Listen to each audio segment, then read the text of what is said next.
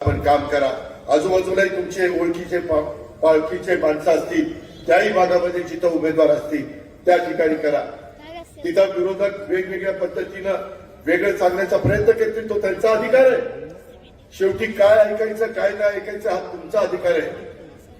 आणि तुमच्या सद्विवेक बुद्धीला स्मरून आमची कारकीर्द दाखवा, आत्ताच्या वाल्यांची कारकीर्द दाखवा. काय चाललंय, कसं चाललंय, आत्ताच्या लोकांना विजन आहे का आम्हाला विजन आहे, याचाही विचार करा. तुमच्या भावी पिढीचा विचार करा. या सगळ्याचा विचार केल्यानंतर आपल्या लक्षात येईल की अजित सांगतोय हेच बरोबर आहे. आणि तेच आपण ध्यानामध्ये ठेवून उद्याच्या 15 तारखेला संक्रांत, 14 तारखेला आहे भोगीला प्रचार संपतोय, 13 तारखेला, 14ला संक्रांत. तिळगुळ घ्या, गुळगुळ बोला. शेवटच्या दिवशी बरंच काही होण्याची शक्यता नाकारता येत नाही. पण कुठल्याही भूलथापाला बळी न पडता, कुठल्याही प्रलोभ